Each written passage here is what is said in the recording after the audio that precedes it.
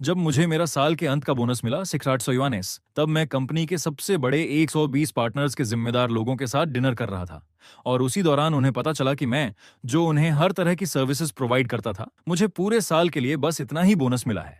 तो टेबल का माहौल अचानक से बेहद ऑकवर्ड हो गया। और उसी वक्त मेरे कॉलीग्स ग्रुप चैट में 1500 युआनेस मिलने की खुशी में पागल हो रहे थे। लेकिन मैं बस शांति से अपना डिनर खत्म करता रहा। फिर ठीक 7 दिन बाद मेरा कॉन्ट्रैक्ट खत्म हो गया और मैंने बिना एक सेकंड सोचे रिजाइन कर दिया। मेरे बॉस की चीखें तो लगभग फोन तोड़ देने वाली थीं। वो बार बार चिल्ला रहा था, क्यों क्यों सबने अपनी इन्वेस्टमेंट वापस ले ली। असल में वो डिनर जो मेरे कॉन्ट्रैक्ट खत्म होने से 7 दिन पहले हुआ था, शहर के सबसे लग्जूरियस होटल में रखा गया था। और वहां बैठे थे वो लोग जो हमारी नेटवर्क कंपनी की किस्मत तय करते थे। सेन, जो हमारी 90% इनकम का सोर्स था, हमारे 120 पार्टनर्स के हेड्स। और मैं ही वो अकेला था जो इन सबके साथ रिलेशनशिप मेंटेन करता था।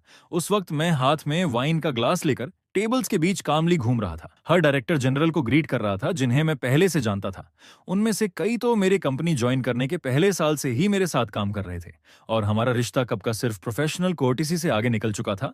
तभी डायरेक्टर चेन, जो एक बड़े नेशनल कॉन्ग्लोमरेट के परचेसिंग हेड थे, उन्होंने मेरे कंधे पर हाथ रखा और ईमानदारी से बोले, सियाओ चेन, अगले साल हमारे ग्रुप का नया प्रोजेक्ट तुम ही संभालना, मुझे किसी और पर भरोसा नहीं है। मैंने सीधा जवाब दिया, डायरेक्टर चेन, आप चिंता मत कीजिए, जब तक मैं यहाँ हूँ आपके काम मेरे ही रहेंगे। तभी अचानक मेरी पॉकेट में रखा फोन लगातार वाइब्रेट करने लगा।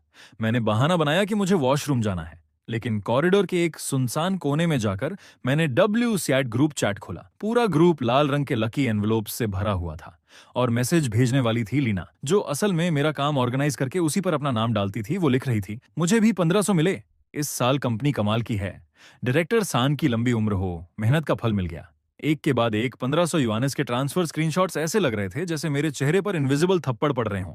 बिना किसी एक्सप्रेशन के मैंने उन चमकते लाल मैसेजेस को इग्नोर किया और अपना बैंकिंग ऐप खोला। वहां एक नया ट्रांसफर रिकॉर्ड चुपचाप पड़ा था। अमाउंट 6800, ना कोई डेसिमल ना कोई कंग्रेचुलेशंस, बस एक ठंडा सा नंबर, जैसे किसी इंटर्न की सैलरी हो। मैं करीब 10 सेकंड्स तक उस नंबर को देखता रहा। ना गुस्सा आया ना डिसअपॉइंटमेंट, बस दिल में बची आखिरी उम्मीद भी उसी पल बुझ गई, जैसे सिर्फ ठंडी राख बची हो। लेकिन मेन टेबल पर माहौल अब भी लाइवली था। मैंने फिर से अपनी प्रोफेशनल स्माइल पहन ली, जैसे कुछ हुआ ही नहीं। तभी मेरे पास बैठे डायरेक्टर चेन टोस्ट कर रहे थे और उनका एल्बो गलती से मेरे फोन से टकरा गया। स्क्रीन जल उठी और शायद 6800 का नंबर उनकी नजर में आ गया। उन्होंने हल्का सा भौं सिकोड़ते हुए ग्लास नीचे रखा और कैजुअली पूछा, शाओचेन, इस साल तुम्हारी कंपनी ने इतना अच्छा परफॉर्म किया है तो तुम्हारा ईयर एंड बोनस भी कम नहीं होगा, है ना? मैंने देखा तुम्हारे कॉलीग्स ग्रुप में खूब सेलिब्रेट कर रहे थे। मैंने सीधे उनकी आंखों में देखा और शांत आवाज में बस 2 शब्द कहे, 6800। और उसी पल वो शोर भरी मेन टेबल एक सेकंड के लिए बिल्कुल शांत हो गई, जैसे सारी आवाजें गायब हो गई हों। पास बैठे डायरेक्टर्स ने ये नंबर सुन लिया था। उनके एक्सप्रेशंस खुद एक कहानी थे, पहले शॉक, फिर डिसबिलीफ और फिर सीधी इंडिग्नेशन, क्योंकि वो सब दुनिया देखे हुए लोग थे। उन्हें साफ समझ आ गया कि जो इंसान पूरे साल बिना रुके उन्हें सर्विस देता रहा, जो कंपनी की 90% इनकम संभाल रहा था, उसे सिर्फ 6 युआनीस का बोनस मिला, जबकि ऑफिस में बैठे लोग, जिनके नाम तक उन्हें याद नहीं थे, 15,000 ले रहे थे। मतलब साफ था, माहौल तुरंत टेंस और अनकंफर्टेबल हो गया। लेकिन मैं ऐसे उठ खड़ा हुआ जैसे कुछ हुआ ही नहीं। ग्लास उठाकर हल्की सी स्माइल के साथ बोला, डायरेक्टर्स, इस पूरे साल आपके सपोर्ट के लिए धन्यवाद। ये टोस्ट आप सबके नाम। मैं तो इसे एक ही बार में खत्म करता हूँ, आप अपनी मर्जी से। इतना कहकर मैंने एक ही घूंट में पूरा ग्लास खत्म कर दिया। वो जलती हुई लिक्विड मेरी थ्रोट से नीचे उतरी, जैसे इन सालों की सारी थकान और सहनशीलता को जला देना चाहती हो। फिर मैंने खुद ही टॉपिक बदल दिया और अगले साल के मार्केट प्लान्स पर बात शुरू कर दी। अपने प्रोफेशनलिज्म से मैंने उस डिनर को फिर से नॉर्मल करने की कोशिश की, लेकिन क्लाइंट्स अब बार बार एक दूसरे की तरफ देख रहे थे। उनकी नजरों में कोई सिंपैथी नहीं थी, बल्कि एक अजीब सा डिटर्मिनेशन था। डिनर अचानक ही खत्म हो गया और मेहमान एक एक करके जाने लगे और आखिर में डायरेक्टर चेन सबसे आखिरी में बाहर निकले। जब वो मेरे पास से गुजर रहे थे तो अचानक रुक गए। उनकी आंखें, जो न जाने कितने लोगों को देख चुकी थीं, सीधे मेरी आंखों में गहराई से देखने लगीं और फिर उन्होंने धीमी आवाज में कहा, जो सिर्फ मैं ही सुन सकता था, स्याओ चेन, तुम्हारे साथ गलत हुआ है। ये जगह तुम्हारे एक भी ख्याल के लायक नहीं है। जब चाहो मुझसे कांटेक्ट करना। ये सुनकर मेरे सीने में हल्की सी गर्माहट उठी और मैंने गंभीरता से सिर हिलाया। धन्यवाद डायरेक्टर चेन।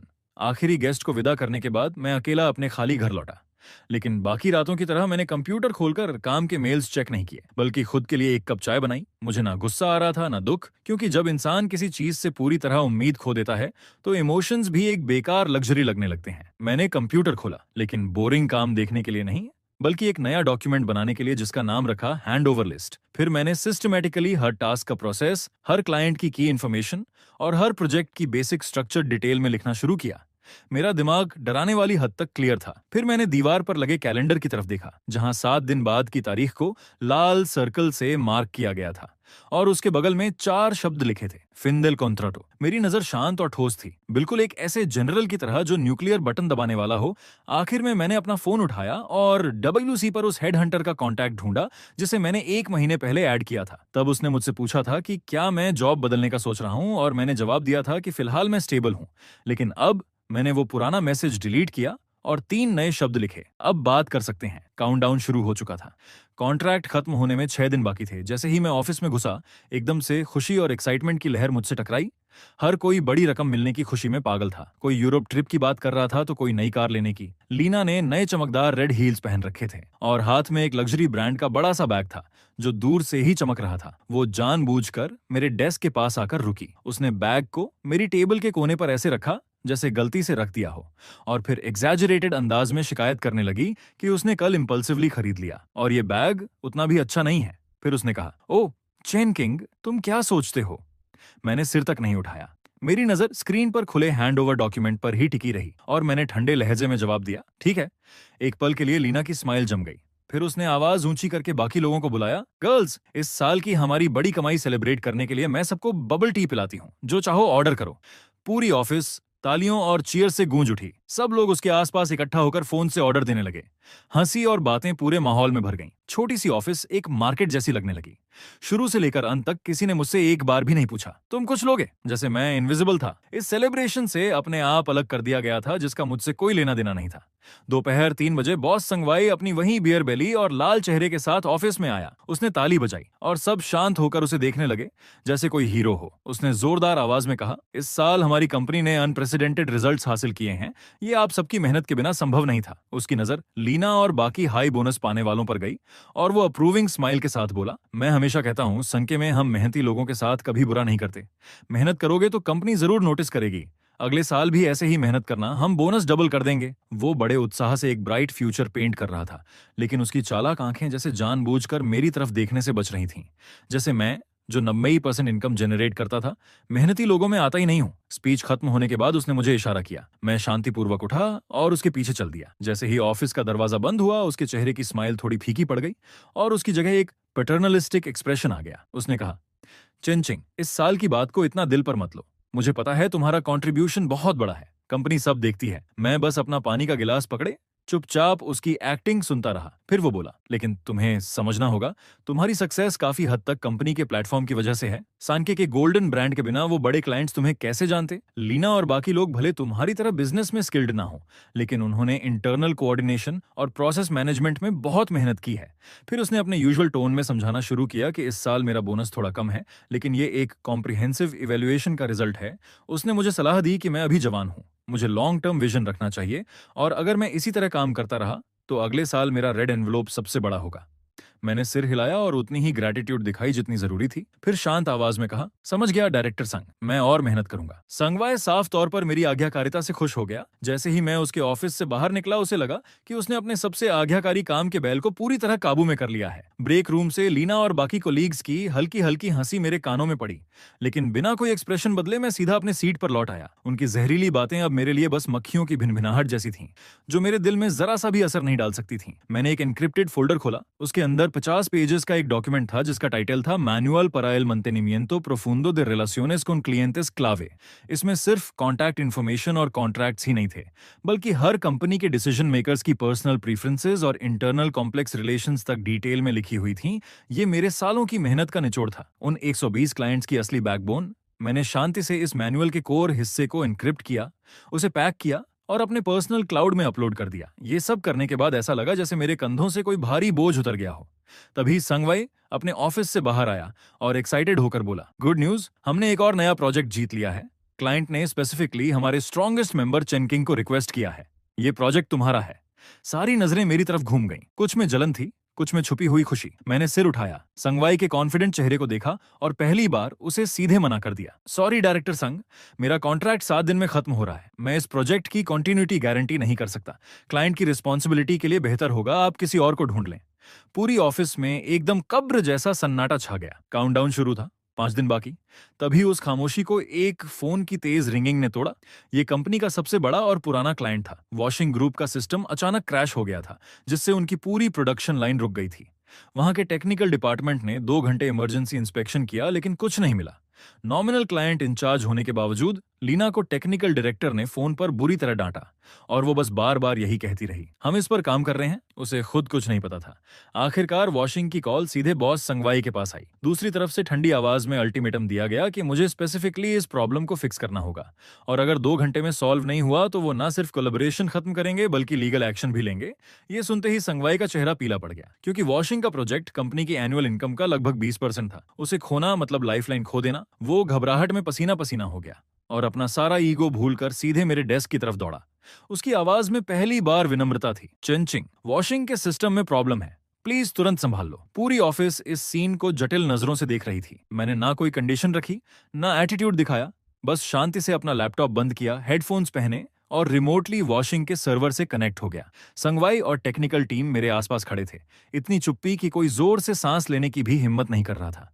लीना सबसे बाहर खड़ी थी। उसका चेहरा पीला और बैंगनी के बीच बदल रहा था। उसकी नजरों में जलन साफ दिख रही थी। मेरी स्क्रीन पर कोड की लाइंस तेजी से दौड़ रही थीं। अपने 5 साल के एक्सपीरियंस के आधार पर मैंने पहले ही सिस्टम अपडेट करते वक्त पोटेंशियल वल्नरेबिलिटीज का अंदाजा लगा लिया था, इसलिए मैंने तुरंत प्रॉब्लम की जड़ पकड़ ली। टेक्निकल स्टाफ सिस्टम की पूरी आर्किटेक्चर समझ नहीं पाया था, इसलिए वो इस पॉइंट तक पहुंच ही नहीं सके। मेरी उंगलियां कीबोर्ड पर उड़ रही थीं। कोड फिक्स करना, सर्विसेज रीस्टार्ट करना, कैश क्लियर करना, सब कुछ एक स्मूथ फ्लो में चल रहा था। ठीक 1 घंटे बाद मैंने हेडफोन्स उतारे और संगवाई से कहा, हो गया। उसी समय मेरा फोन बज उठा। दूसरी तरफ वॉशिंग के टेक्निकल डायरेक्टर खुद थे। चेंचिंग, बहुत बहुत धन्यवाद, तुम हमारे सेवियर हो। प्रोडक्शन लाइन फिर से चालू हो गई है। उसने राहत की सांस ली, फिर आवाज थोड़ा बदलते हुए बोला, सच कहूं तो तुम्हारे जैसे मास्टर का मेकर जैसी कंपनी में होना टैलेंट की बर्बादी है। ऐसी कंपनी इसके लायक ही नहीं है। मैं हल्का सा मुस्कुराया। क्राइसिस सॉल्व होने के बाद संगवाई ने लंबी राहत की सांस ली, लेकिन इस बार उसकी नजरों में ग्रैटिट्यूड नहीं था, बल्कि डर और असंतोष साफ दिख रहा था। उसे एहसास हो गया था कि जिसे वो हमेशा अपनी मर्जी से दबाता आया है,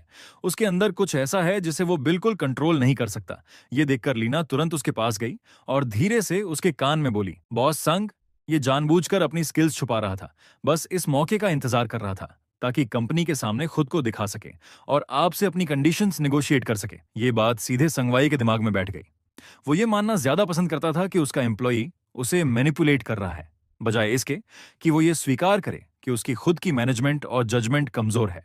उसने मुझे देखा और उसका एक्सप्रेशन और भी ज्यादा कॉशियस हो गया, लेकिन मुझे उसके इंटरनल ड्रामा से कोई मतलब नहीं था। क्राइसिस खत्म हो चुकी थी, मेरा काम पूरा हो चुका था।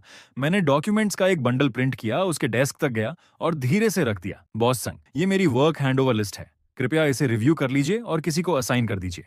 संगवाई ने लापरवाही से उसे उठाकर पलटना शुरू किया। उसमें बस 120 क्लाइंट्स के कंपनी नेम्स, स्टैंडर्ड कॉन्ट्रैक्ट्स और पब्लिक कॉन्टैक्ट इन्फॉर्मेशन थी, लेकिन असली चीजें जो एक्सपीरियंस और पर्सनल रिलेशंस पर डिपेंड करती थीं, जैसे मेंटेनेंस मैनुअल्स, की रिलेशनशिप डायग्राम्स और कम्युनिकेशन स्किल्स, उनमें से कुछ भी नहीं था। प्रोसीजर के हिसाब से ये एक परफेक्ट हैंडओवर लिस्ट थी, लेकिन प्रैक्टिकली पूरी तरह बेकार। कॉन्ट्रैक्ट खत्म होने से पहले के आखिरी 4 दिनों में संगवाई ने आखिरकार लीना को मेरा काम लेने के लिए असाइन कर दिया। शायद ये उसका पावर शो करने का तरीका था, जैसे वो कहना चाहता हो, देखा, तुम्हारा सबसे इंपॉर्टेंट काम भी मेरा पसंदीदा एम्प्लॉई आसानी से संभाल सकता है।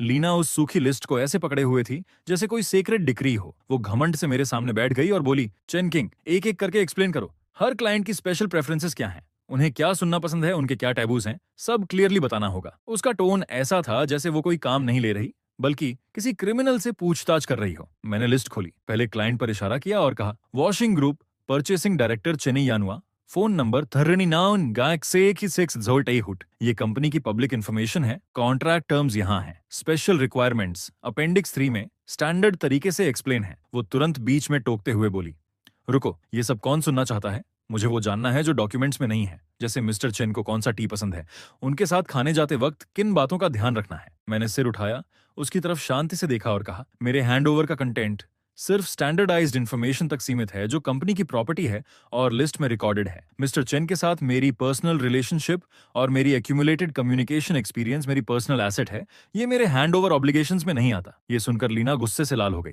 तुम कोऑपरेट नहीं कर रहे हो चेन किंग। ये मत समझना कि तुम जा रहे हो तो तुम बहुत बड़े हो। उसकी आवाज तेज और कर्कश हो गई, जो शांत ऑफिस में और भी चुभ रही थी। मैं अपनी चेयर पर पीछे झुक गया और पहली बार उसे ध्यान से देखा। वो सबके सामने बिना छुपाए अपना एग्रेशन दिखा रही थी। मैंने कहा, जो हैंड ओवर डॉक्यूमेंट मैंने लिखा है उसमें कौन सी लाइन तुम्हें समझ नहीं आई, या फिर तुम्हारी प्रोफेशनल कैपेबिलिटी इतनी नहीं है कि ये बेसिक क्लाइंट डॉक्यूमेंट समझ सको? ये एक ही वाक्य सीधे लीना की सबसे बड़ी कमजोरी पर लगा। उसका चेहरा तुरंत पीला पड़ गया, होंठ कांपने लगे, लेकिन वो एक शब्द भी जवाब नहीं दे पाई। आसपास के कलीग्स धीरे धीरे फुसफुसाने लगे। कुछ लोग लीना को देखकर अंदर ही अंदर खुश हो रहे थे, जैसे उसे पहली बार कोई टक्कर मिली हो, जबकि कुछ लोग मुझे एरोगेंट समझ रहे थे कि मैं जाने से पहले इतना बोल्ड होकर फेवरेट एम्प्लॉय को सबके सामने चैलेंज कर रहा हूं। सिचुएशन हाथ से निकलती देख संगवाई को अपने ऑफिस से बाहर आना पड़ा। उसने कहा, ठीक है, हम सब कलीग्स हैं, शांति से बात करो। फिर गला साफ करके कॉन्डिसेंडिंग टोन में बोला, चिंचिंग, थोड़ा जेनरस बनो। लीना बस काम के लिए पूछ रही है, वो एक्सपीरियंस शेयर कर दो। हम सब कंपनी के लिए ही तो करते हैं। संगवाई की ये बात सुनकर मैंने उसके उस पाखंडी चेहरे को देखा और अंदर ही अंदर बस यही लगा कि कितना हास्यास्पद है ये सब। मैंने शांत लेकिन सीधी आवाज में कहा, बॉस संग, एक्सपीरियंस सिर्फ लोगों के साथ पर्सनल इंटरेक्शन से ही आता है। अगर लीना को बेसिक क्लाइंट रिलेशन समझने के लिए भी किसी का हाथ पकड़ना पड़े तो मेरा सुझाव है कि कंपनी को दोबारा सोचना चाहिए कि वो इस पोजीशन के लायक है या नहीं। मेरी ये बात किसी तेज धार वाले चाकू की तरह थी जिसने लीना के अहंकार को चीर दिया। संगवाई का चेहरा पूरी तरह काला पड़ गया और पूरी ऑफिस एकदम कब्र जैसी खामोशी में डूब गई। उसी तनाव भरे माहौल में मेरा फोन हल्के से वाइब्रेट हुआ। मैंने उठाकर देखा, मिस्टर चेन का वीचैट मैसेज था। जैसे ही मैंने उसे खोला, एक नई कंपनी की बेहद पॉलिश्ड इलेक्ट्रॉनिक ऑफर लेटर सामने थी, जिसका नाम तक मैंने पहले कभी नहीं सुना था। उसमें मेरा पोजीशन सीनियर पार्टनर था और सैलरी इतनी बड़ी थी कि मैंने कभी सोची भी नहीं थी। मैंने फोन बंद किया, सिर उठाया और संगवाई की भारी अंधेरी नजरों से नजर मिली। लेकिन इस बार मेरे दिल में एक अजीब सी राहत थी, जैसे अब ये सब सहने की जरूरत ही खत्म हो गई हो।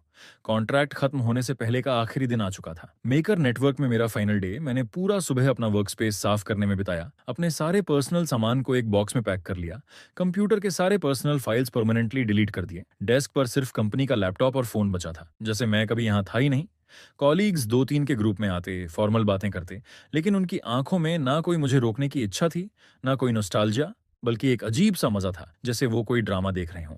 उनके हिसाब से मैं बस एक टेक नर्ड था जो कंपनी के प्लेटफॉर्म के बिना कुछ भी नहीं था, और जल्द ही सोसाइटी मुझे कुचल देगी। तब मैं मेकर के दिनों को याद करूंगा। लीना तो बिल्कुल भी अपना तिरस्कार छुपा नहीं रही थी। वो मेरे पास खड़ी होकर हाथ बांधकर सार्कास्टिक अंदाज में बोली, वाह, लगता है किसी को पंख लग गए हैं। आगे जब मेकर जैसा प्लेटफॉर्म नहीं होगा तब देखेंगे क्लाइंट्स के सामने इतनी एरोगेंस कैसे दिखाते हो। मैंने उसकी तरफ देखा तक नहीं, बस हल्की सी मुस्कान के साथ आखिरी फाइल भी परमानेंटली डिलीट कर दी। दोपहर में संगवाई ने मुझे आखिरी बातचीत के लिए बुलाया। अपनी बड़ी बॉस वाली कुर्सी पर बैठकर उसने कॉन्डिसेंडिंग टोन में कहा, चेन किंग, इस बार तुमने ठीक बिहेव नहीं किया, लेकिन इतने सालों की मेहनत को देखते हुए मैं इसे नजरअंदाज कर देता हूँ। कंपनी के दरवाजे तुम्हारे लिए हमेशा खुले रहेंगे, बस उस समय सैलरी फिर से नेगोशिएट करनी होगी। शायद उसे लगा ये मेरे लिए सबसे बड़ा एहसान है। मैंने शालीनता से मुस्कुराकर धीरे से कहा, बॉस संग, उम्मीद करता हूं कि मेरे जाने के बाद भी आप मुस्कुरा पाएंगे। शाम के 5 बज चुके थे, जाने का समय हो गया था। मैंने अपना कार्टन बॉक्स उठाया और आखिरी बार अटेंडेंस मशीन पर अपनी फिंगरप्रिंट लगाई, बिना किसी को अलविदा कहे, बिना एक बार भी पीछे मुड़े। पूरी ऑफिस की सिंपैथी, मजाक और इंडिफरेंट नजरों के बीच मैं शांति से उस जगह से बाहर निकल गया जहां मैंने अपनी जवानी के इतने साल दे दिए थे। और उसी समय प्रेसिडेंट ऑफिस में संगवाई का फोन लगातार बज रहा था। सैकड़ों कंपनीज बिना एक भी एक्सेप्शन के मेकर के साथ अपनी पार्टनरशिप खत्म करना चाहती थीं। बेहतर कंडीशंस देने के बावजूद वो साफ मना कर रही थीं, और इसकी एक ही वजह थी, मैं जा चुका था। संगवाई डर के मारे फोन को इतनी जोर से पकड़ रहा था कि उसका स्क्रीन प्रोटेक्टर तक टूट गया। वो घबराकर चिल्लाया, जल्दी जल्दी चेन किंग को वापस लाओ। रिजाइन करने के अगले दिन सुबह मुझे अलार्म ने नहीं बल्कि खिड़की के बाहर पक्षियों की आवाज ने जगाया। मैंने सिंपल स्पोर्ट्स कपड़े पहने और नीचे पार्क में दौड़ने निकल गया, मेकर नेटवर्क के उस कैलकुलेशन भरे माहौल से दूर। यहां तक कि हवा भी अलग और फ्रेश लग रही थी।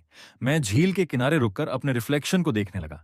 मुझे बेरोजगारी की कोई चिंता नहीं थी, बल्कि उल्टा एक अजीब सा कॉन्फिडेंस था कि सब कुछ मेरे कंट्रोल में है। तभी मेरी पॉकेट में रखा फोन वाइब्रेट हुआ। मैंने निकाला। वीचैट ग्रुप से मैसेज था। मेन ग्रुप तो मैं छोड़ चुका था, लेकिन टेक्निकल डिपार्टमेंट के कुछ कॉलीग्स जिनसे मेरी बनती थी, उन्होंने प्राइवेट मैसेज किया था। अब जब तुम जा चुके हो, आज फिर वॉशिंग के लोग प्रोग्रेस के लिए दबाव डालने आए थे। तुम्हारे रिप्लेसमेंट ने तो बॉस को पागल कर दिया है। ये मैसेज पढ़ते ही मैंने बिना कोई एक्सप्रेशन बदले चैट बंद कर दिया और होठों पर एक ठंडी सी मुस्कान आ गई। मैं मेकर की स्ट्रक्चर को बहुत अच्छे से जानता था। वो एक ऐसी इमारत थी जो रेत पर बनी थी और मैं उसका सबसे अहम कॉर्नरस्टोन था। मेरे जाते ही सिर्फ टेक्नोलॉजी नहीं गई थी, बल्कि हर क्लाइंट का ट्रस्ट और गारंटी भी साथ चला गया था। इस वक्त मेकर का ऑफिस पूरी तरह कैओस में डूबा होगा। लीना अब मेरे पुराने डेस्क पर बैठी थी। उसके सामने क्लाइंट रिक्वायरमेंट्स की एक लंबी शीट खुली थी जिसे वो घूर रही थी, लेकिन समझ कुछ नहीं पा रही थी।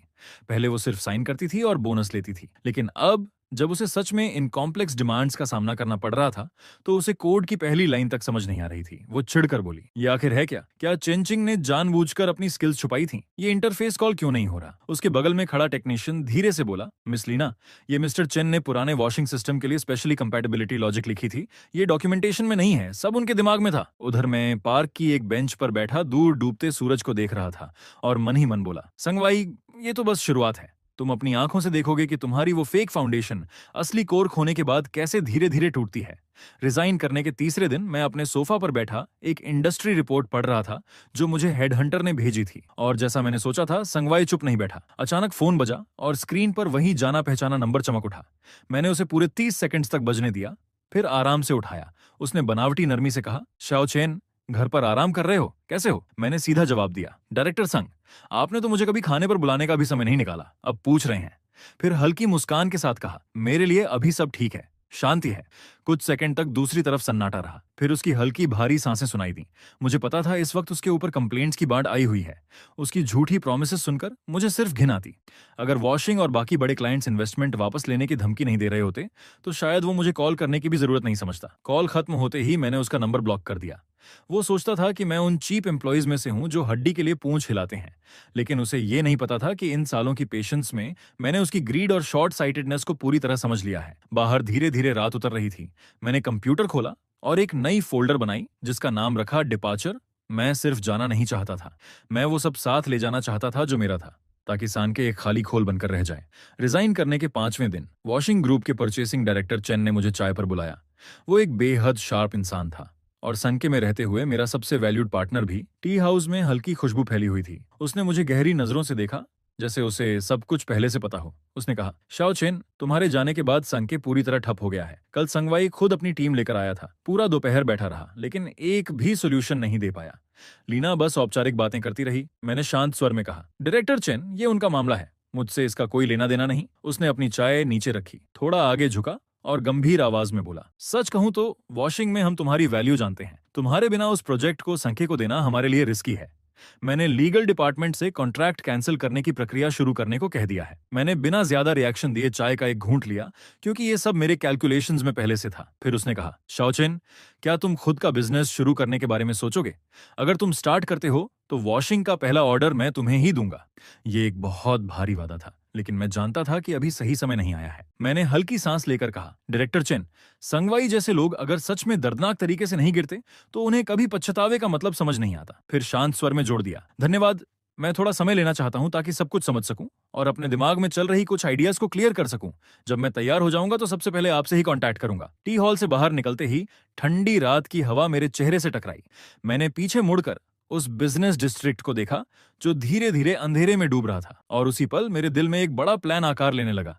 मुझे किसी और कंपनी का एम्प्लॉय बनना नहीं था। मैं ऐसी जगह बनाना चाहता था जहां टेक्नोलॉजी की रिस्पेक्ट हो, जहां टैलेंट के रूल सच में मायने रखते हों। उसी हफ्ते सैन नेटवर्क के अंदर का माहौल दिन ब दिन और ज्यादा टेंस होता जा रहा था। भले ही मैं वहां नहीं था, लेकिन जो लोग 150 के बोनस के लिए लड़ रहे थे और रिजल्ट्स नहीं दे पा रहे थे, उन्होंने एक दूसरे पर ब्लेम डालना शुरू कर दिया था। लीना, जो नॉमिनल इंचार्ज थी, सबकी आलोचना का सेंटर बन गई। कोई उस पर चिल्ला रहा था, मिस लीना, आपने खुद ये रिक्वायरमेंट साइन की थी, अब लॉजिक काम नहीं कर रहा तो हमें ऐसे ही छोड़ दोगी क्या? और वो जवाब दे रही थी, मैंने साइन किया तो क्या, मैंने तुम्हें चेन किंग के छोड़े हुए सारे डॉक्यूमेंट्स नहीं दिए? तुम जैसे टॉप यूनिवर्सिटी ग्रेजुएट्स एक एमेच्योर के कोड को भी नहीं समझ सकते? ऐसे झगड़े रोज होने लगे। संगवाई अपने ऑफिस में छुपा बैठा था, बाहर निकलने की हिम्मत तक नहीं कर रहा था। शुरुआत में उसे लगा था कि लीना को प्रमोट करके सिचुएशन स्टेबल हो जाएगी, लेकिन हुआ उल्टा। उसके पावर गेम्स के अलावा उसके पास टेक्निकल क्राइसिस संभालने की कोई एबिलिटी ही नहीं थी। उसी समय संगवाई अपने डेस्क पर पड़े वकीलों के सख्त लेटर्स को घूर रहा था। वॉशिंग कॉन्ट्रैक्ट कैंसिल करना चाहता था और 2 बड़े पार्टनर्स भी पीछे हटने की सोच रहे थे। सालों से बनाई उसकी रेपुटेशन मेरे जाने के बाद तेजी से गिर रही थी। वो गुस्से में लीना पर चिल्लाया, तुमने नहीं कहा था कि चेन किंग के जाने के बाद सब ठीक हो जाएगा? अब बताओ इस गड्ढे को कैसे भरोगी?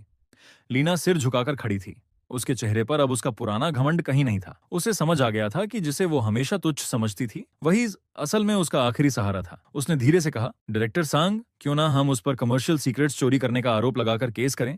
उसे मजबूर करेंगे वापस आने के लिए और सोर्स कोड देने के लिए। संगवाई ने सिर उठाया। उसकी आंखों में एक पल के लिए चालाकी चमकी, लेकिन तुरंत ही वो बेबसी में दब गई। उसे पता था कि ये कदम उठाया तो वापस लौटने का कोई रास्ता नहीं बचेगा।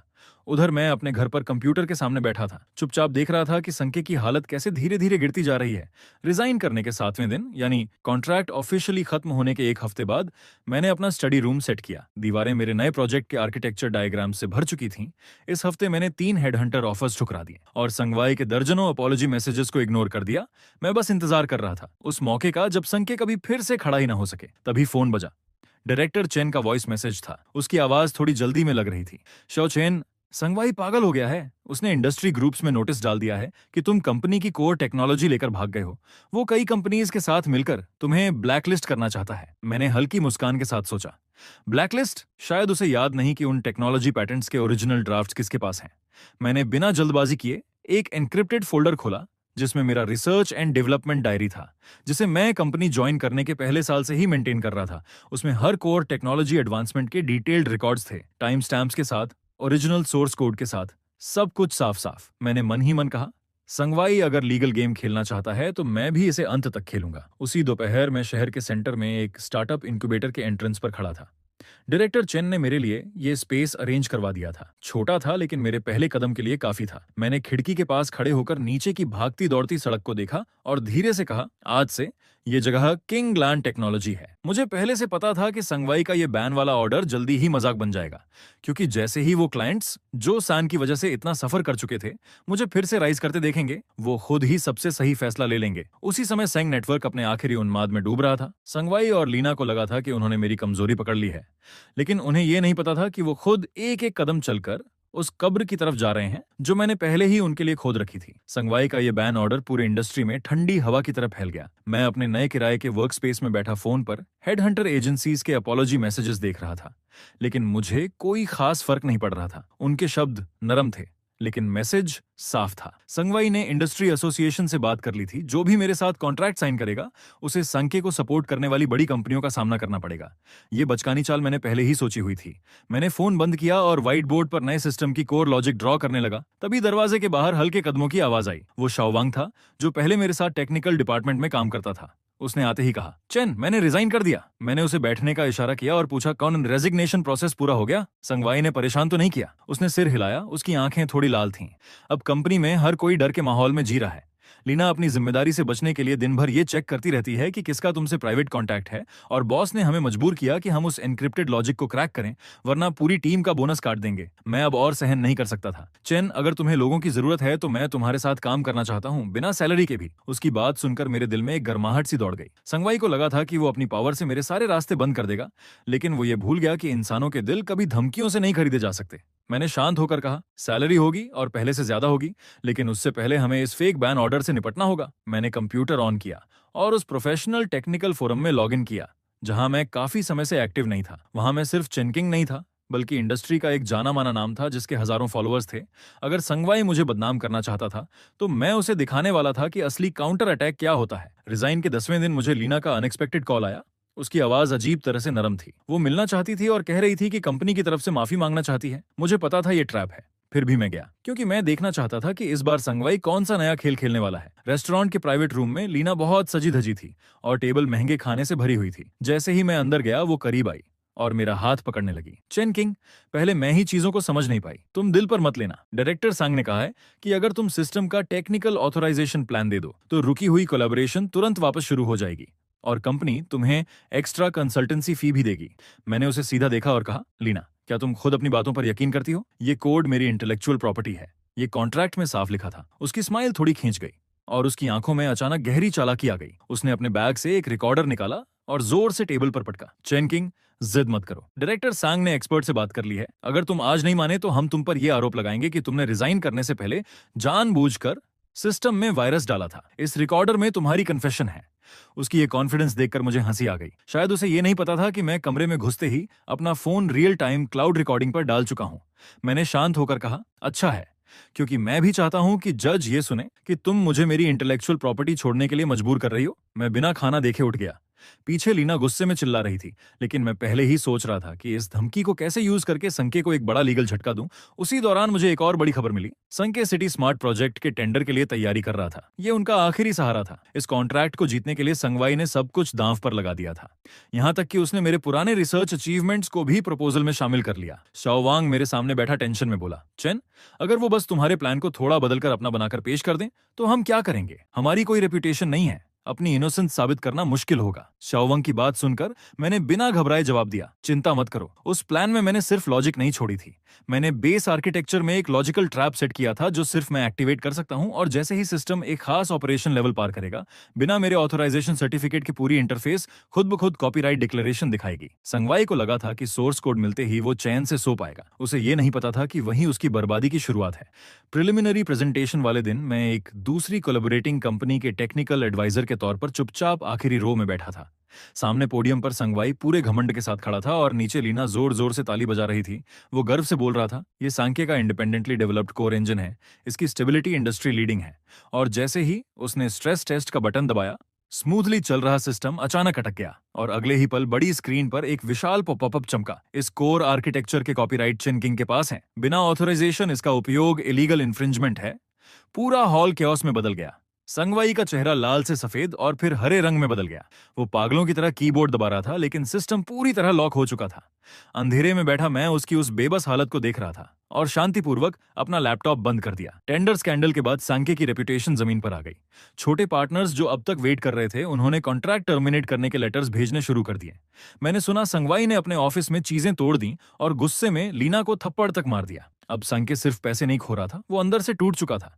टेक्निकल डिपार्टमेंट के लोग मास रिजाइन करने लगे और संगवाई की सैलरी डबल करने की ऑफर भी उन्हें रोक नहीं पाई।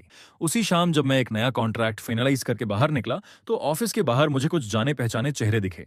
ये सांके के वही की इंजीनियर्स थे जिन्हें लीना ने पहले मैनिपुलेट करने की कोशिश की थी। उन्होंने सीधे कहा, चेन, हम तुम्हारे साथ जुड़ना चाहते हैं। पहले हम संगवाई के बोनस के लालच में अंधे हो गए थे। मैंने शांत होकर कहा, यहाँ टैलेंट का हमेशा स्वागत है, लेकिन रूल्स साफ हैं। यहाँ टेक्नोलॉजी पहले है, चापलूसी की कोई जगह नहीं। मैंने उनके हायरिंग प्रोसेस शुरू कर दिए। मुझे पता था ये सिर्फ कुछ लोगों को हायर करना नहीं है, ये सांके की जड़ों को उखाड़ना है। अब सांगवाई के पास कुछ पुराने सर्वर्स के अलावा कुछ नहीं बचा था। रात में डायरेक्टर चेन का कॉल आया। उसकी आवाज में एक्साइटमेंट थी। शाओ चेन, शानदार काम, हर तरफ से दबाव पड़ रहा है, कीमतें नीचे आ रही हैं, लगता है वो खत्म हो चुका है। मैंने शांत स्वर में कहा, ये वही है जो उसे मिलना चाहिए था। डायरेक्टर चेन, हमारा प्रोजेक्ट अब ऑफिशियली शुरू किया जा सकता है। कॉल खत्म करके मैंने खिड़की से बाहर चमकती रोशनी को देखा। मेरा समय तेजी से आ रहा था और वहीं दूसरी तरफ संगवाई के लिए अंत की घंटियां बज चुकी थीं। संगेट वर्क अब सच में एक खाली खोल बन चुका था। पहले जो ऑफिस शोर से भरा रहता था, अब वीरान पड़ा था। चारों तरफ बिखराव था। संगवाई खुद को ऑफिस में बंद करके बैठा था और किसी से नहीं मिल रहा था। लीना भी गायब हो गई थी। सुना वो कंपनी का आखिरी कैश लेकर विदेश भाग गई। लेकिन संगवाई जैसे लोग पूरी तरह खत्म होने से पहले आखिरी बार पागलपन में वार जरूर करते हैं। उस रात मैं पार्किंग में अपनी कार खड़ी करके ऊपर जाने ही वाला था कि अचानक एक परछाई अंधेरे से बाहर आई। हल्की रोशनी में मैंने उस विकृत चेहरे को पहचाना। वो संगवाई था। उसके हाथ में एक नाइफ था और आंखों में पागलपन। वो चिल्लाया, चेन किंग, तुमने मुझे इस हालत में क्यों धकेला? मैंने तुम्हें पैसा दिया, शेयर्स दिए, फिर भी तुम मुझे क्यों नहीं छोड़ते? मैंने शांत नजरों से उसकी तरफ देखा और कहा, संगवाई, तुमने खुद संके को तब खत्म कर दिया था जब तुमने साल के अंत का बोनस काटा और लोगों की लॉयल्टी से खेला। तुम्हारा अंत उसी दिन तय हो गया था। मैं एक कदम भी पीछे नहीं हटा, क्योंकि मुझे पता था डर दिखाना उसे और खतरनाक बना देगा। वो चीखा, अब मेरे पास कुछ नहीं बचा। अगर मैं गिरा तो तुम्हें भी साथ लेकर गिरूंगा। और अचानक मुझ पर झपटा। मैंने साइड होकर उसका वार बचाया और उसकी कलाई पकड़ ली। सालों की जिम हैबिट काम आई। मैंने जोर से ट्विस्ट किया और नाइफ उसके हाथ से गिर गया। तभी पार्किंग के एंट्रेंस से पुलिस सायरन गूंज उठी, क्योंकि मैं हमेशा अपने फोन में इमरजेंसी अलर्ट सिस्टम एक्टिवेट रखता था। मैंने देखा कि संगवाई पुलिस के हाथों जमीन पर दबा हुआ किसी जंगली जानवर की तरह चीख रहा था और मैं शांत खड़ा उसे देखता रहा। फिर धीरे से कहा, संगवाई, तुम्हें सबसे ज्यादा पछतावा इस बात का नहीं होना चाहिए कि तुमने मुझे साल का बोनस नहीं दिया, बल्कि इस बात का होना चाहिए कि तुमने कभी किसी का सच में सम्मान ही नहीं किया। पुलिस की गाड़ी धीरे धीरे दूर चली गई। मैंने जमीन से अपनी चाबियां उठाई और बिना पीछे देखे एलिवेटर में चला गया। तूफान खत्म हो चुका था और कल वो दिन था जब किंग लनिए आधिकारिक तौर पर अपना नाम बदलकर किंगलैंड ग्रुप बनने वाला था। संगवाई की गिरफ्तारी के अगले दिन मैं फिर उसी जगह लौटा जो कभी मेरी थी, लेकिन इस बार मैं एम्प्लॉय नहीं बल्कि क्रेडिटर और पोटेंशियल बायर बनकर आया था। ऑफिस बिखरा हुआ था जैसे किसी तूफान ने उसे तबाह कर दिया हो। फर्श पर डॉक्यूमेंट्स फैले हुए थे। जो डिपार्टमेंट हेड्स पहले घमंडी थे, अब चुपचाप बैठे थे। उनकी नजरें खाली थीं। मैं चुपचाप संगवाई के ऑफिस में गया। वही बड़ा सा महोगनी डेस्क अब भी वहां था, बस उसका मालिक अब कैदी बन चुका था। कुछ कोर्ट ऑफिशियल्स अकाउंटिंग बुक्स को सील कर रहे थे। डायरेक्टर चेन ने मुझसे पूछा, प्रारंभिक हिसाब के अनुसार संके का कर्ज उसके एसेट से बहुत ज्यादा है, क्या तुम वाकई इस मैस को लेना चाहते हो? मैंने शांत स्वर में कहा, मुझे सिर्फ सर्वर्स के यूसेज राइट्स और मेन पैटेंट्स की ओनरशिप चाहिए। बाकी डेट संगवाई का पर्सनल मामला है। मैं मुड़ा तो देखा कुछ पुराने एम्प्लॉयज दरवाजे के पीछे से झांक रहे थे। उनमें वही लोग भी थे जो मेरे बोनस कटने पर मुझ पर हंसे थे। अब उनकी आंखों में एक तरह की विनती थी। मैंने बिना भाव बदले कहा, जो रहना चाहता है शाह से मिलकर नया इंटरव्यू दे। किंगलानी में चापलूसी से बोनस लेने का दौर खत्म हो चुका है। उनके चेहरों पर शर्म और राहत का अजीब मिश्रण था, लेकिन मुझे कोई खास संतोष नहीं हुआ। ये दुनिया ऐसी ही है, जब तुम्हारे पास वैल्यू नहीं होती तो डिग्निटी भी लग्जरी बन जाती है। मैं खिड़की के पास गया और नीचे भागती सड़क को देखने लगा। संके का साइन जल्द ही हटाया जाएगा, लेकिन ये तो बस शुरुआत थी। संगवाई के छोड़े हुए इस मलबे में मुझे एक ऐसा सीक्रेट मिला जिसकी मुझे उम्मीद नहीं थी। लीना जो डेटा लेकर भागी थी वो मेरी सोच से कहीं ज्यादा जटिल था। सर्वर्स का कंट्रोल लेने के बाद मैं और शाओवांग लगातार 2 रात जागे। तब जाकर हमें पता चला कि लीना सिर्फ कैश ही नहीं ले गई थी, उसने एडमिन अथॉरिटी का इस्तेमाल करके कंपनी की बैकअप डेटाबेस को भी फॉर्मेट करवा दिया था। और इससे भी बुरा, वो एक अधूरा मिलिट्री ग्रेड इंक्रिप्शन प्रोटोकॉल का ड्राफ्ट भी ले गई थी। शाओवांग घबरा कर बोला, चैन, ये ड्राफ्ट तो तुमने ही लिखा था। अगर लीना इसे कॉम्पिटिटर को बेच दे और हम पर कॉपीराइट इन्फ्रिंजमेंट का केस कर दे तो हम बच नहीं पाएंगे। मैंने उसे बैठने का इशारा किया और कहा, लीना बहुत दूर नहीं जाएगी। उस एन्क्रिप्शन प्रोटोकॉल को मेरे अलावा कोई पूरी तरह डिक्रिप्ट नहीं कर सकता। उसके पास जो यूएसबी है वो बस एक हॉट पोटैटो है।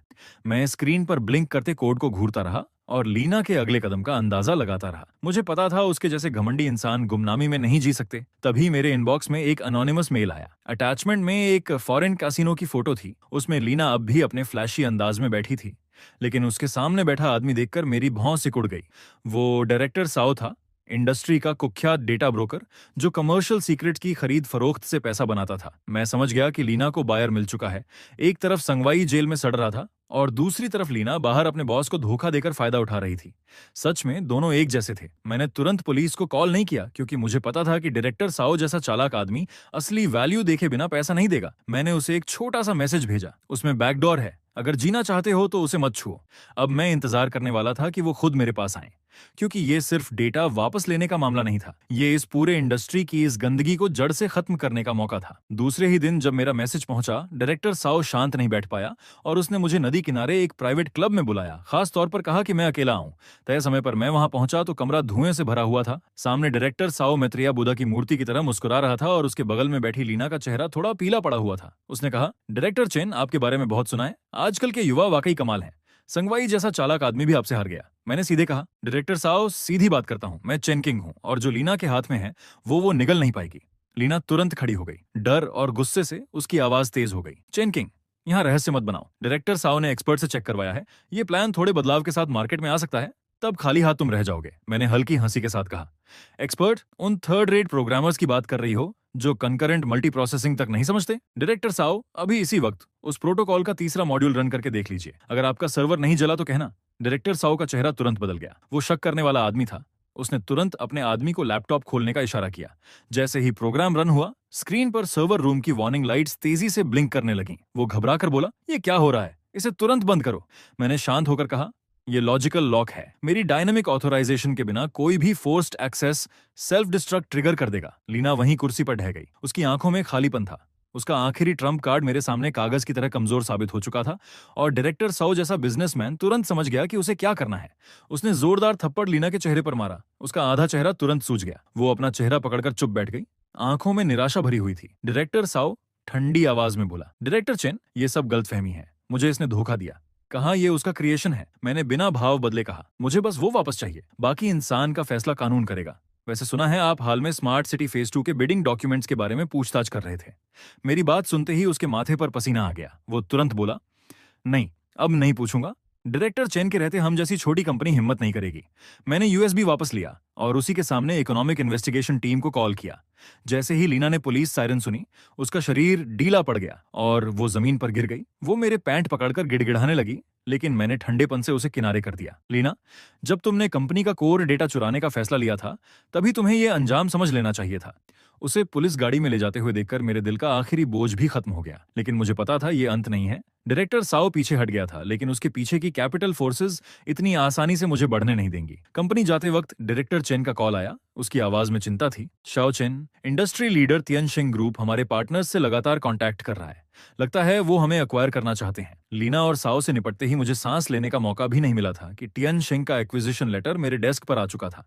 तियनशिंग वो लोग हैं जो कैपिटल से रास्ता बनाते हैं। जो झुकता है वो जीता है, जो टकराता है वो मिटता है। मेरे सामने उनकी इन्वेस्टमेंट डायरेक्टर बैठी थी, तेज नजरों वाली एक महिला। उसने कहा, मिस्टर चेन, 200 मिलियन कैश और तियनशिंग के 3% स्टॉक ऑप्शंस।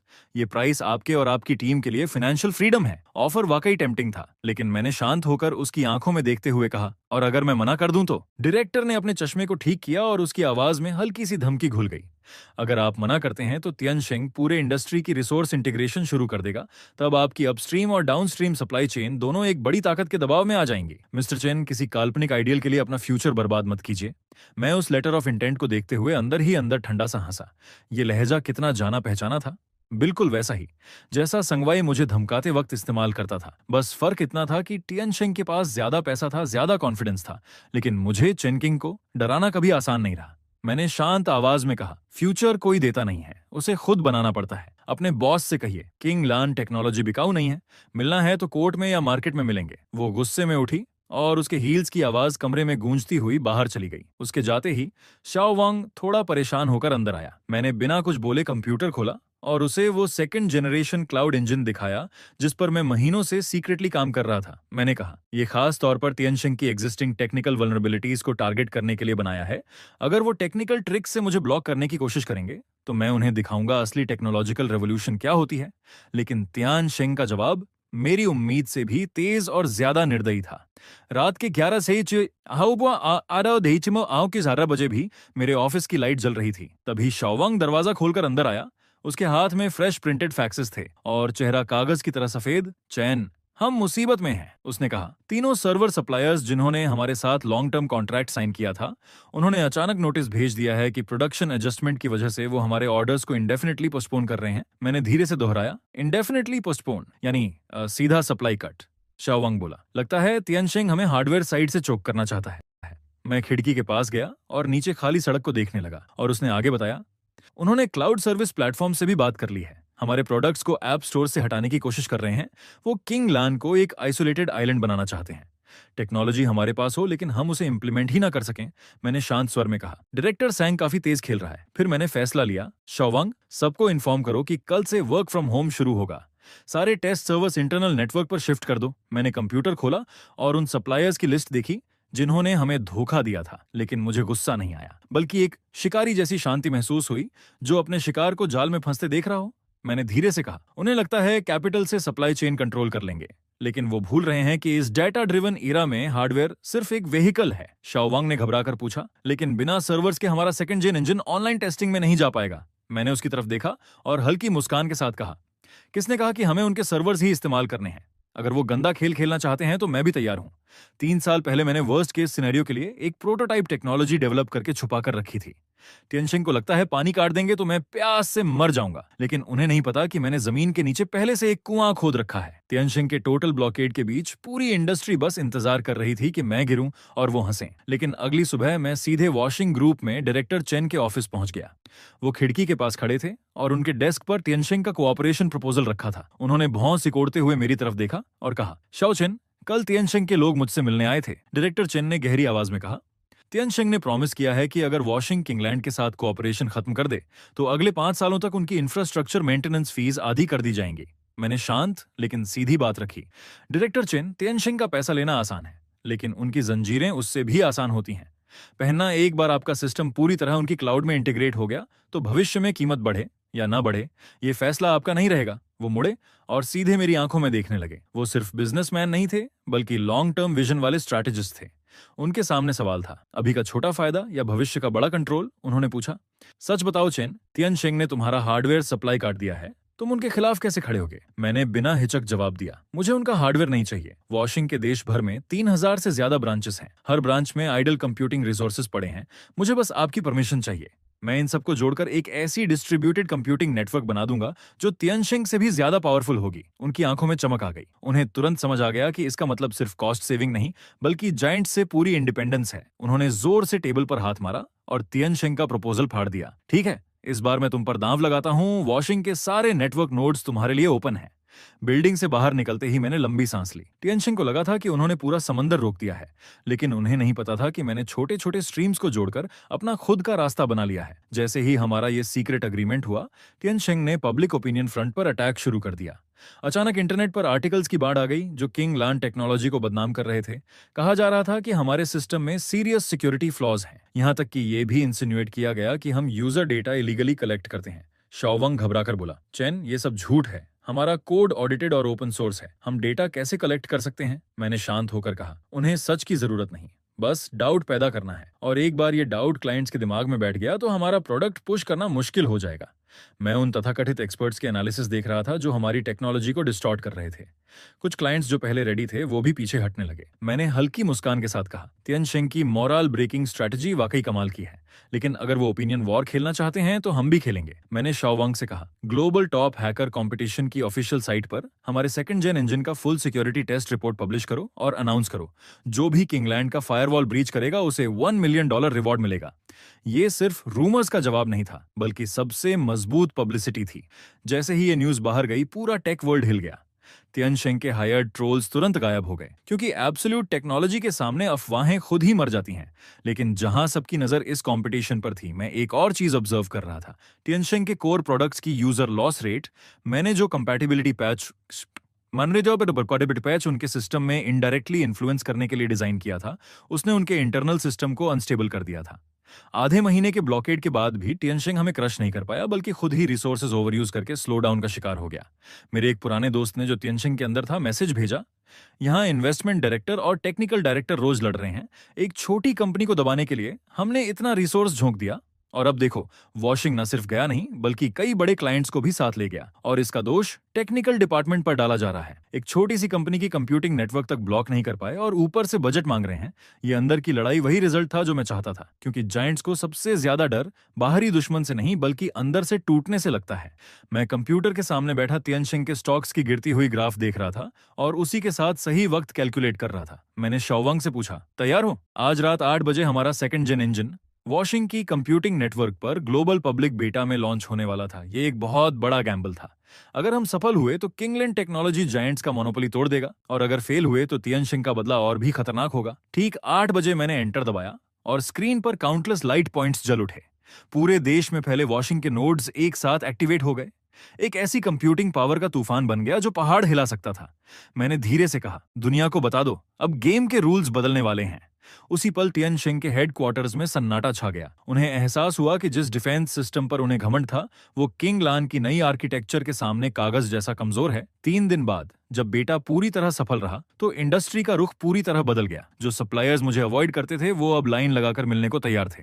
लेकिन मैं ऑफिस में नहीं था, मैं एक प्राइवेट कॉकटेल इवेंट में था, जहां सिर्फ इंडस्ट्री के बड़े लोग मौजूद थे। तियनशिंग का चेयरमैन खुद आया था। उसकी आंखों में अब एरोगेंस नहीं, बल्कि रिस्पेक्ट और हल्की बेचैनी थी। उसने कहा, यंग चेन, नई जनरेशन वाकई पुरानी को पीछे छोड़ रही है।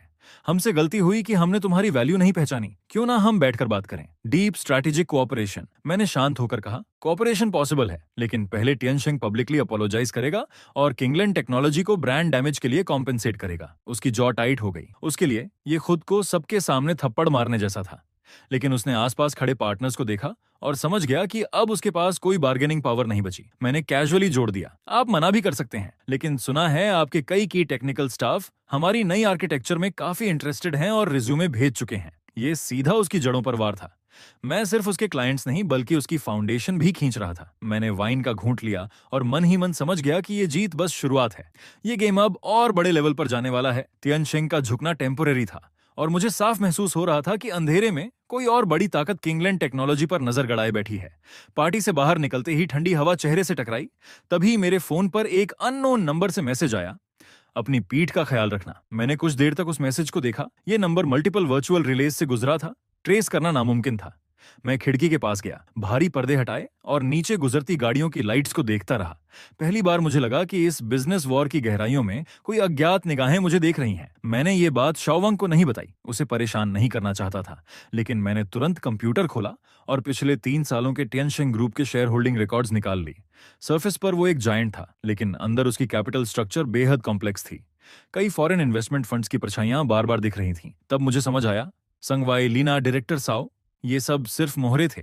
तियानशिंग मुझे सिर्फ मार्केट शेयर के लिए नहीं निगलना चाहता था, इसके पीछे कुछ और गहरा खेल चल रहा था। और जैसे ही मैं इन विचारों में डूबा हुआ था, अचानक मेरे इनबॉक्स में एक अलर्ट चमका। वो अलर्ट मेरे सेकंड जेन इंजन के बैकएंड से आया था।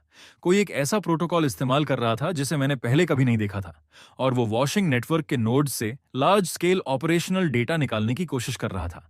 मैंने तुरंत कीबोर्ड पर तेजी से काम करना शुरू किया और सिस्टम में कई लेयर्स के डायनामिक फायरवॉल्स ऐड कर दिए। ये तियानशिंग का तरीका नहीं था, ये किसी प्रोफेशनल फॉरेन टीम जैसा लग रहा था। उसी पल मुझे समझ आ गया कि मेरी एंट्री ने सिर्फ तियानशिंग को नहीं, बल्कि इस इंडस्ट्री के पीछे छिपे असली फाइनेंशियल शार्क्स को भी जगा दिया है। और वो वार्निंग मैसेज मजाक नहीं था, बल्कि एक देर से आया हुआ इशारा था। अगली सुबह तियानशिंग का ऑफिशियल अपॉलॉजी लेटर इंडस्ट्री के बड़े पोर्टल्स की हेडलाइंस पर था। लैंग्वेज बेहद सिंसियर थी। उन्होंने सारा ब्लेम कुछ सीनियर एग्जीक्यूटिव्स पर डाल दिया और साथ ही टेंस ऑफ मिलियंस की कॉम्पेंसेशन सीधे किंगलैंड टेक्नोलॉजी के अकाउंट में ट्रांसफर कर दी। शाओवांग एक्साइटेड होकर बोला, चेन जल्दी देखो, हमें ड्रैगन स्लेयर कहां जा रहा है। इस बार तियानशिंग सच में गिर गया। मैंने शांत स्वर में कहा, शाओवांग, जायंट्स को कभी अंडर एस्टिमेट मत करो। अगर वो झुकते हैं तो सिर्फ सांस लेने के लिए। और जैसे ही इंडस्ट्री किंगलैंड की तारीफों में डूबी हुई थी, मुझे एक अजीब इनविटेशन मिला। ऑरोरा कैपिटल नाम की एक फॉरेन ऑर्गेनाइजेशन ने मुझे फ्यूचर कंप्यूटिंग स्टैंडर्ड्स पर प्राइवेट मीटिंग के लिए बुलाया था। मैंने थोड़ा बैकग्राउंड चेक किया तो पाया कि इसके पीछे की ताकतें बेहद गहरी हैं। कई मल्टीनेशनल जायंट्स के पीछे भी इनकी शैडो दिखाई देती हैं। तभी मुझे एहसास हुआ कि शायद वही लोग इस खेल के असली खिलाड़ी हैं, और वही वार्निंग भी उसी सर्कल से आई होगी।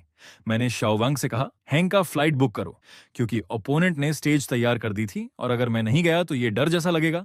जाने से पहले मैं डिटेंशन सेंटर गया। मैं संगवाई से मिलना चाहता था, वो इंसान जिसने मुझे 150 न्यूयन में खत्म करने की कोशिश की थी। शायद अब वही मुझे सच्चाई बता सकता था। मोटे बुलेट प्रूफ ग्लास के उस पार मैंने उसे देखा। वो प्रिजनर यूनिफॉर्म में था, दुबला और टूटा हुआ।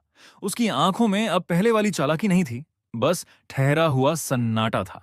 मुझे देखकर वो हल्का सा मुस्कुराया और बोला, चेन किंग, आखिर तुम आ ही गए, मुझे इस हालत में देखने या वो सवाल पूछने। मैंने शांत होकर कहा, तुम क्या सोचते हो, संगवाई तियानशिंग तो बस शुरुआत था, असली लोग कौन है? वो कुछ देर चुप रहा। उसकी उंगलियां मेज पर हल्के से टैपिंग कर रही थीं।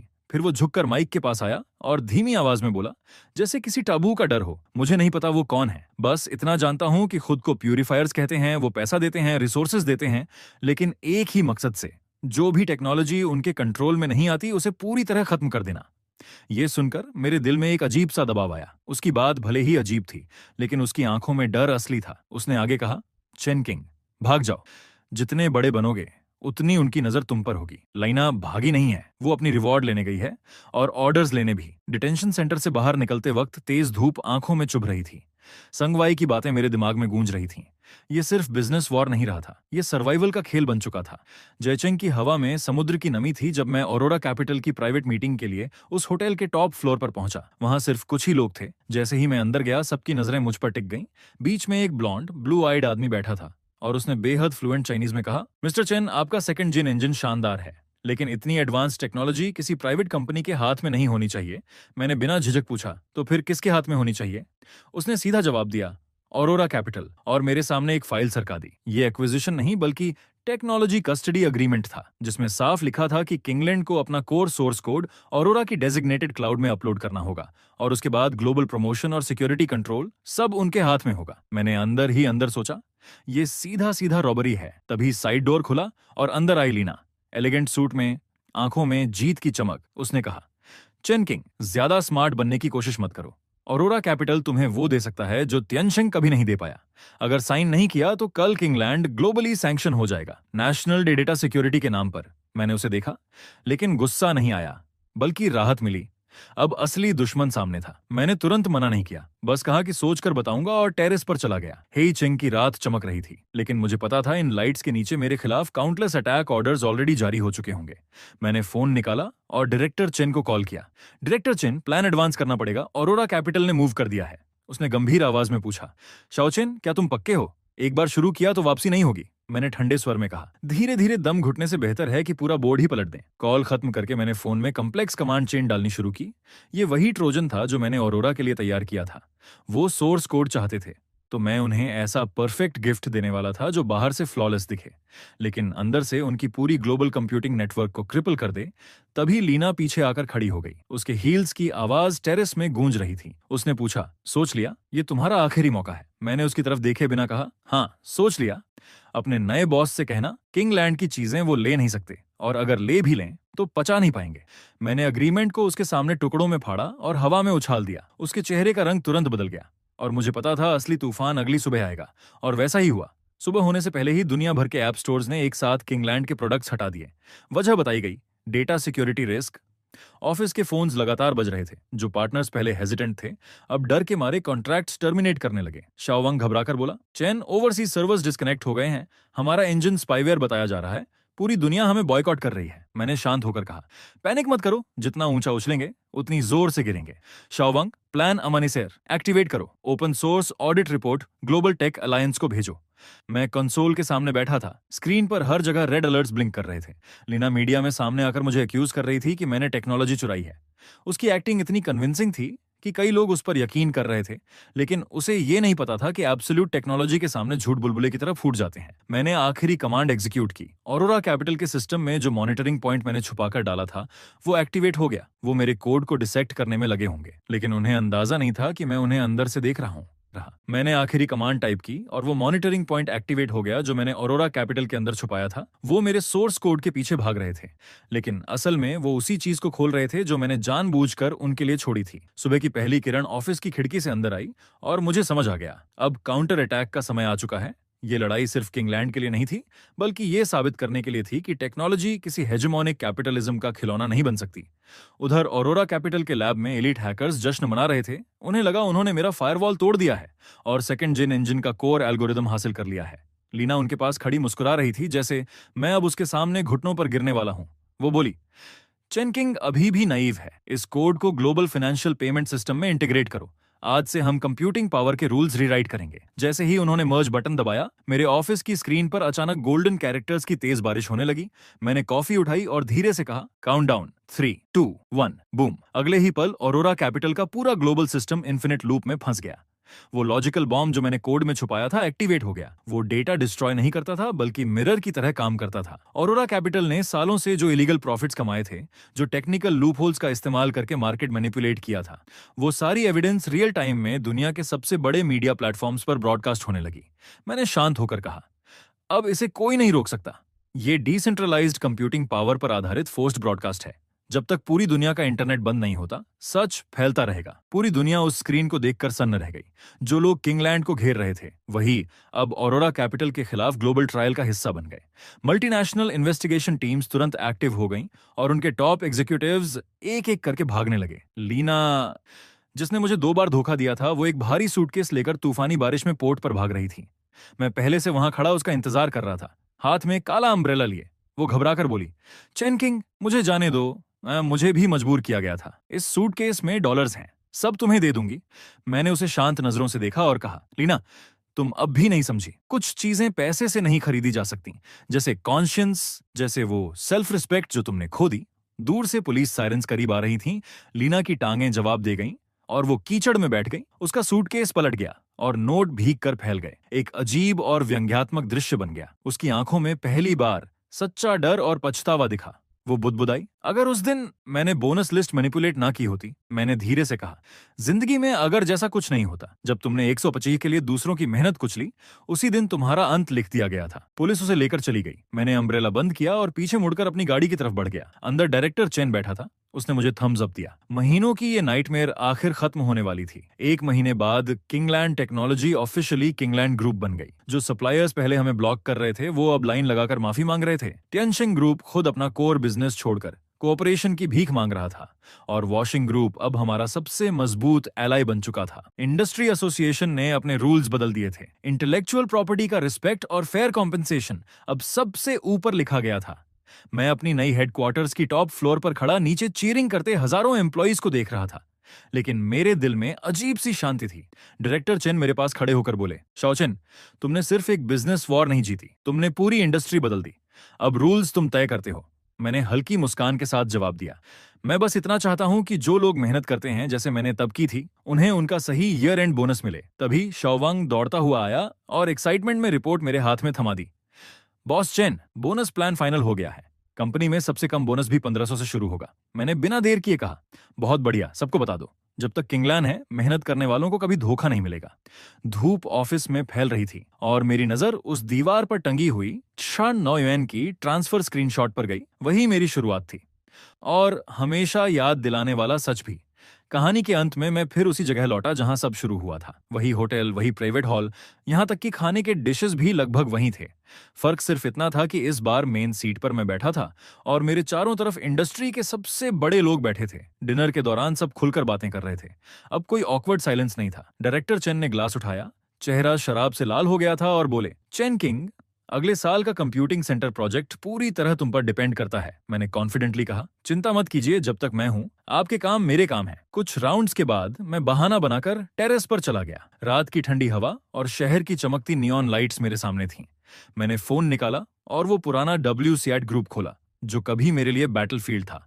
अब उसमें लीना या संगवाई नहीं थे, बल्कि नए एनर्जेटिक लोग थे जो नए साल के टेक्निकल प्लान्स पर डिस्कस कर रहे थे। मैंने फोन बंद किया और गहरी सांस ली।